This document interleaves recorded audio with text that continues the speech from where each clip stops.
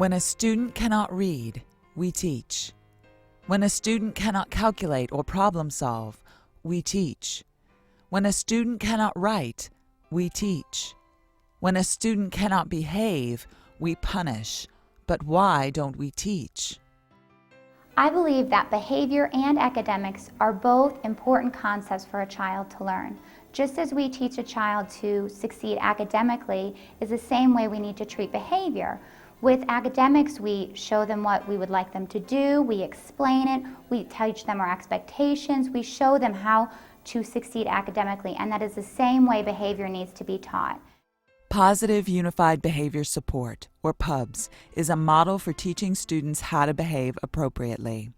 PUBS is a school-wide approach to behavior instruction that includes 4 parts: unified positive attitudes toward behavioral instruction, unified clear expectations that are set through school-wide rules that are taught consistently, a unified positive corrective teaching procedure employed for rule violations, and a unified team approach to problem-solving behavior challenges.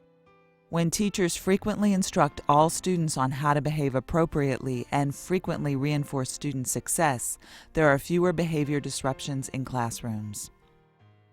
When I first interviewed here at Idyllwild, the first thing that I noticed that was different was the order and the discipline that was displayed among the children. The children were in straight lines, walking in the hallway. The lunchroom, the cafeteria was a big surprise, contrary to what I've been used to seeing up north, where the children were talking, but it was at a moderate range, and there was order again. I mean, that's the best way to describe it. It gave me a feeling of comfort to know that I was going to be working at this school, and I felt comfortable, and I felt comfortable enough to say, this is where I want to be. The differences are like night and day. With a non-pub school, and I taught in New York City schools, public schools, for 14 years. And reflecting on that now, there was just so much confusion in terms of we would have our own individual classroom rules, but nothing really kind of trickled over to the whole school.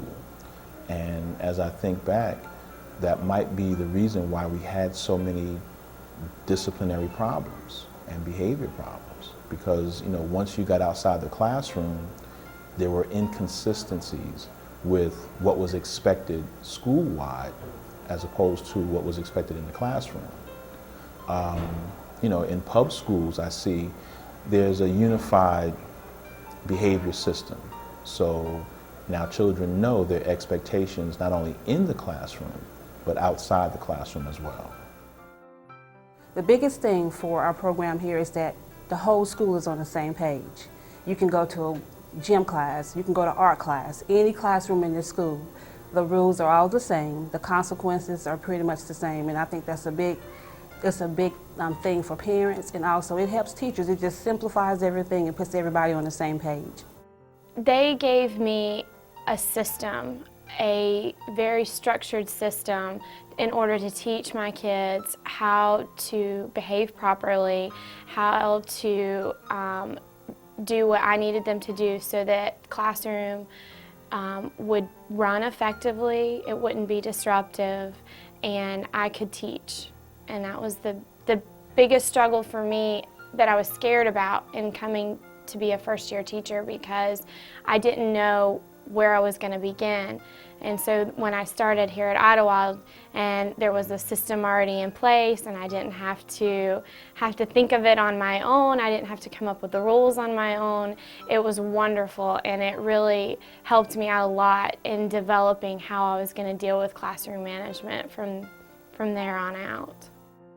I think PUBS is a good fit for our school because students all students respond better to a very consistent, unified approach to discipline, and that's what PUBS provides.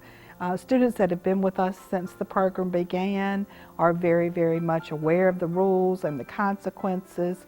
The staff here is trained in terms of the correct way to make corrections. And one of the reasons that it works so well is that our parents can tie into it, our staff of course, is bought into it, and our students understand that no matter where they are throughout their day, that those same rules and consequences apply. With pubs, teachers learn to identify and then let go of unhealthy attitudes, like, why do I have to teach students with behavior problems? Poor parenting makes it impossible to teach. I've tried everything, nothing works. The student interrupts my teaching. These attitudes undermine effective behavior instruction. Teachers instead learn to embrace determined attitudes that support positive teaching behavior in the classroom. I can teach these students better behavior. I can progress monitor behavior just as I do academics. Behavior instruction is a part of teaching, not apart from teaching. Behavior errors happen. I can correct effectively. I've always realized that there's a lot of ways that I can grow as a teacher and get better. However, behavior management I've felt has always been one of my strengths and one of the things that I've been pretty good at.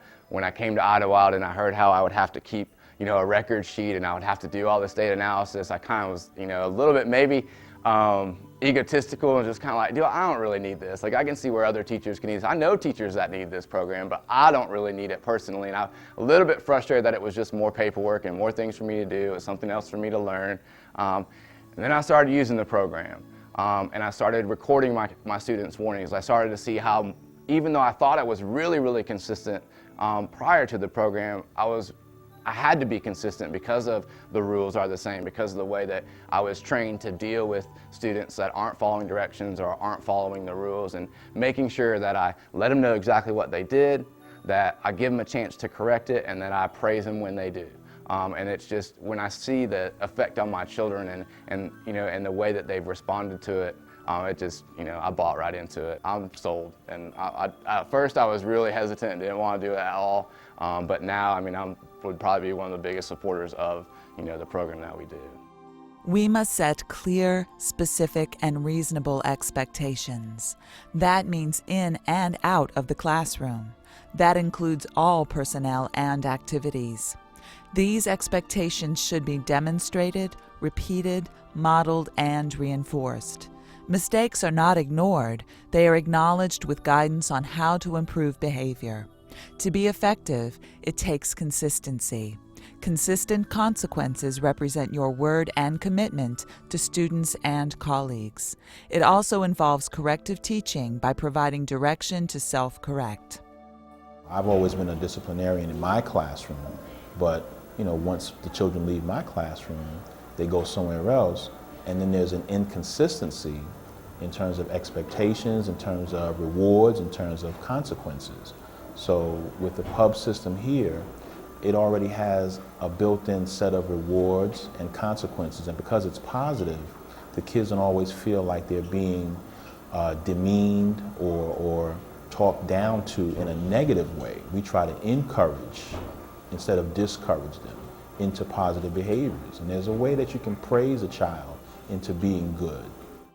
Yannette is showing me she's ready by sitting properly and having her eyes on me. Wow, I love the way you're getting ready to track, because that shows me that you are ready to listen to this wonderful story. Okay, let's close the book and show me that you're ready to read the title, Benjamin. Thank you. Here we go. Thank you for sitting so nicely, Isaac. Let's get ready to track. Hold your tracking finger, Alexis, and show me you're ready to track. If a student is talking excessively, and I've asked them, I've given them verbal prompts, maybe I've come close to them, and they're having difficulty getting back on task, I tell them, for example, let's say their name is Peter. I will say, Peter, you are talking at an inappropriate time. It is my job to move your clip from green to yellow. I move his clip, and then I ask Peter, I say, what could we do differently next time? If Peter has a difficult time explaining to me what he could do differently, I will tell him, Peter, next time you can show me that you can be a mature second grade student, sit up nice and tall, and when I ask you to stop talking, you can stop talking. And then I look for their verbal agreement or a motion with their head to let me know they understand. And that's how we self-correct the behavior. And oftentimes, after self-correction, within minutes later, if I see that they're doing the right thing, I give them a compliment right away. Wow, Peter, you're sitting so nicely, you're not talking, thank you for following my directions. And I come right back to them to give them that reinforcement that I'm watching them, I can see they're improving, and I like the way they're sitting now. First graders, they need to see, they need to do things hands-on. So the first day of school, I started out teaching them the rules and breaking down the vocabulary of the rules to them so that they have an understanding of what it means. And we talk about examples. I give them examples, and then they tell which rule that might be breaking. They role play, we'll role play the different rules, and some students breaking them to see what it looks like for them. And throughout that whole first week of school, I just constantly have them repeating the rules as much as possible, and continue that throughout the school year. Whenever there seems to be a lot of talking in the classroom for a few days, maybe going back over the rule where they no talking unless they're allowed to, and constantly throughout the year they have to be reminded of those rules, and we'll revisit them and we'll reread them and we'll talk about what they mean and give more examples as well. If there's a student that is quietly working, I'll say to the class, oh, look how Christina is writing her name on her paper, and she is not talking to anyone at her table, and she is doing a great job. I'll specifically tell them the action or what they're doing that is correct, and that is what the other students will look and see, and then they can react and start acting the same way. I think it's very important at the beginning of the school year to really, really hardcore teach the rules more than any other curriculum area, because then the rest of the school will be like what I call smooth sailing. The first couple of weeks will be a lot of bumpy road, but then it'll just smooth and it'll fly by. Then throughout the school year, kids are constantly you need to reinforce the rules. When you see them following the rule, you can say, wow, I really like the way you're on task following my rule number 5. And I do that a lot because it makes the other kids who are off task, it doesn't make me have to say, oh, you're breaking rule number 5, I need you to do what so-and-so's doing. I would rather say, oh, I really like the way you're on task, and then everyone else will just kind of want to get on task and get on board. I utilize it, the corrective part of it, extensively at the beginning of the year, and by the end of the year, my goal is to really only be using the positive behavior aspect of the system.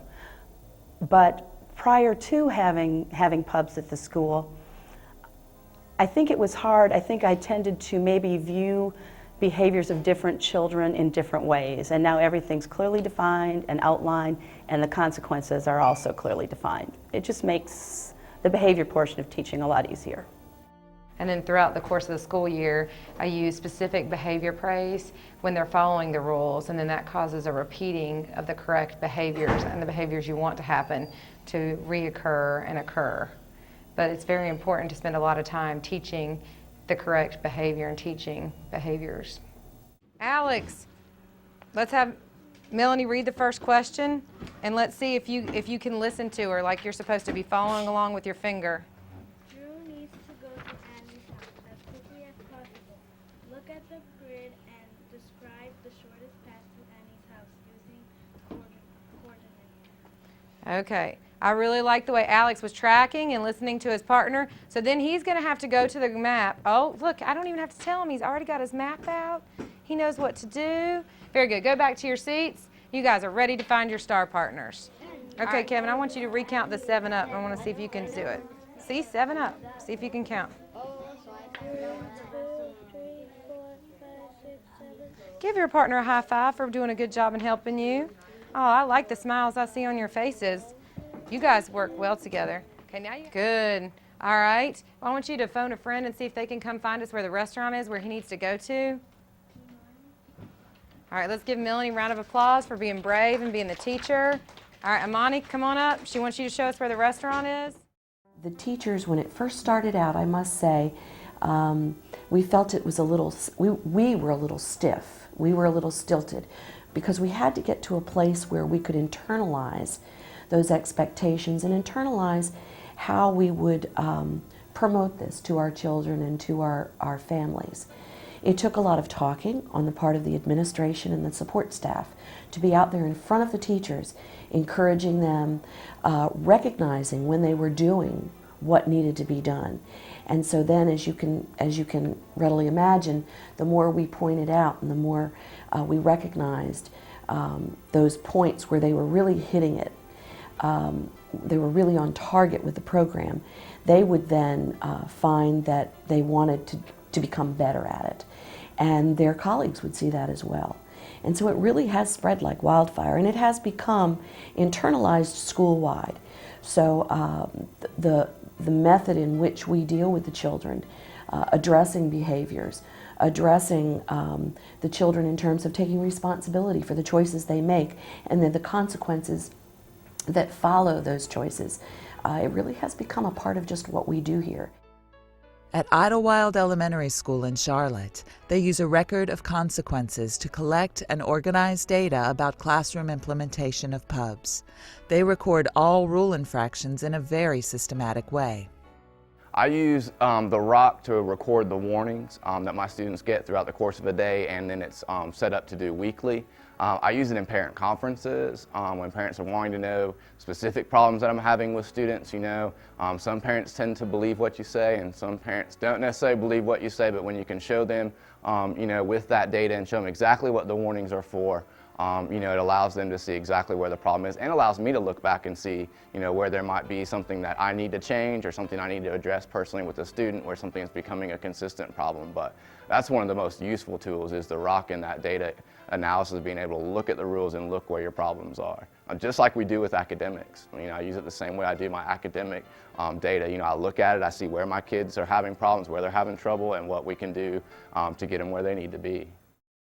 The rock, or record of consequences, follows the students where they go, including the classroom, special events, and other areas of the school. This practice keeps expectations and behaviors consistent. Students know what to expect and what is expected of them at all times. Students at Idyllwild who are recognized for good behavior are given eagles, pictures of eagles on slips of paper that they collect. Here is how every teacher and staff member at Idyllwild practices PUBs in a consistent way to address disruption. First rule violation, corrective teaching with a warning. Second rule violation, corrective teaching with a warning. Third rule violation, corrective teaching with a 10 to 15 minute timeout in another classroom. The teacher then welcomes the student back for a fresh start. Fourth rule violation, corrective teaching with a warning. Fifth rule violation, corrective teaching with a warning. Sixth rule violation, corrective teaching with an office referral. Rule violations that threaten safety require an immediate office referral. Office referrals are not the solution, though. They represent a method for our school to document that more behavior support is needed for the student. When students break a rule in my classroom, I remind them of the directions I gave or the rule that is being broken, and tell them what they did that didn't follow the rule, or what it was that they did that broke the rule. They will, you know, they get a warning from me. They'll go up and pull their card to sort of have a visual of that warning.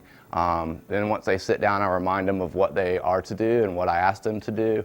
And then as soon as I see them doing it, I try to just build them up, praise them, give them a pat on the back. And, you know, sometimes I say it in front of my entire class. Sometimes it's just patting them on the back and being, you know, I love it, because kids are different. Some react to the, you know, being in front of the class and you saying, hey, what a great job. But then some of my students would much rather have me just walk by and pat them on the back, and that's enough to know that I'm proud of them, they're doing the right thing. And I also make sure that they know that one infraction or one time breaking a rule doesn't ruin your day, and you know, it's just a reminder that that's what you need to do, and a reminder to fix it, and then have a great rest of the day.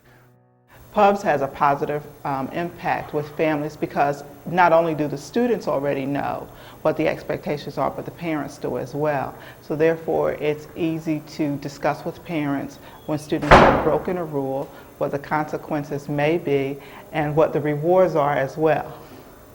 And then also parents are able to reinforce those same behaviors at home, because they already know the rules too.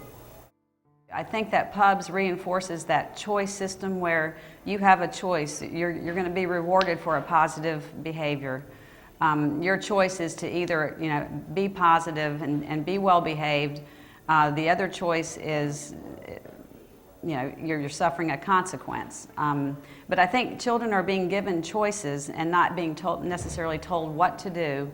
And I can really carry that over at home, which we have been doing for a long time. And I see that as a real benefit.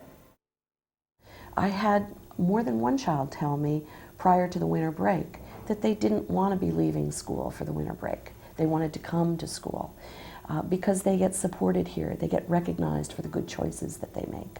Teacher morale is above the school system level.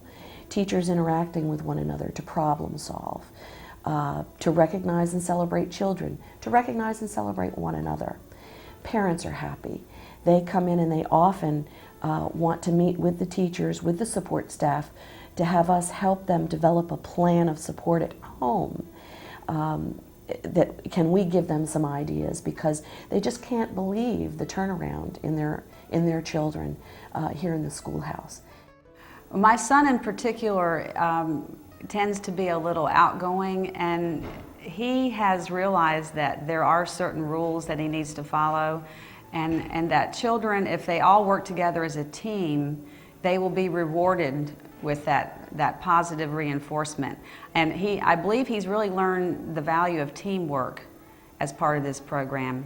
And I can see it in a lot of the classrooms that if one child is not on board as part of the team, that the other students are now chiding or encouraging that other child to get on board. Let's work as a team and look at the rewards we can reap from that.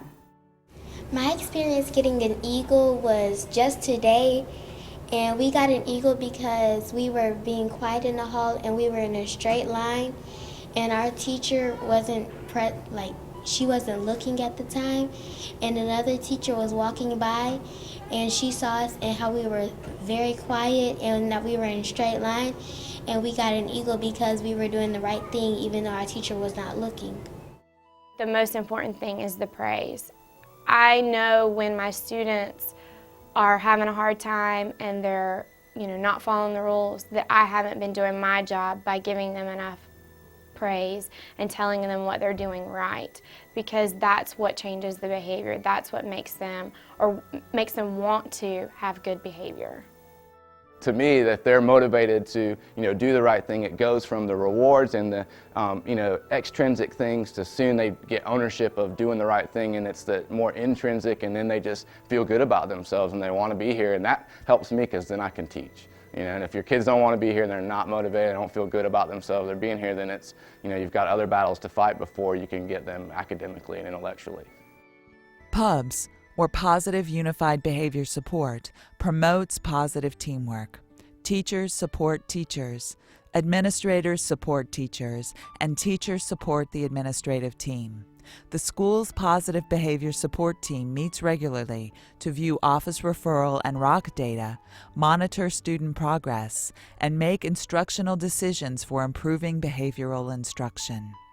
As classroom teachers, we need to feel like we have the support of not only our co-workers, but of administration, of your extended family, per se, to know that if you have a problem in the classroom, that you're not in isolation in dealing with this, that there are other people within the school community that you can turn to help you to deal with these situations that may arise in the classroom. And that has been a blessing for me. I've been here at Montclair for 10 years. The difference that I've seen since we started using PUBS is extreme. The consistency throughout the entire school has made a difference in the behavior of the children that I think is unbelievable. I can send a child to another second grade teacher's room, to a third grade teacher's room, possibly to clubs, even in a fifth grade teacher's room, and the rules and expectations are the same across the board. The consequences are the same. I think it's given the teachers a feeling that they can support each other more. For instance, if I see a student in the hallway who is misbehaving according to my expectations, I also know that those are the expectations of their teachers now, and I know what action they would take. With the school-wide behavior model, I must say, first and foremost, the business of the public school is to be a place of teaching and learning. And in order to maximize the teaching and learning, we have to have a sense of organization within the schoolhouse. What are the expectations, not just for academics, but for behavior? And so with the positive behavior support model, we're able to send one common message to our teachers, to our students, and to our parents about how we do business at the schoolhouse. It all starts with our positive behavior support team. We meet weekly. We meet on Monday morning at 9 o'clock, and we sit down and we kid talk. We look at referrals that have been made out of the classroom. We look at class passes. We look at any piece of data that we can get our hands on that have to do with discipline. We share just conversations between teachers and support staff regarding individual children. So we look to see what we can do to put supports in place for those children so they can make good decisions that will then enable them to have a high level of time on task in the classroom. When a student cannot read, we teach. When a student cannot calculate or problem solve, we teach. When a student cannot write, we teach. When a student cannot behave, we teach through clearly stated rules and expectations, specific guidance on how to improve behavior in the future, and positive messages that reward children and build their self-esteem. To learn more about pubs and how your school can implement this model, please contact Dr. Richard White, rbwhite@email.uncc.edu, University of North Carolina at Charlotte.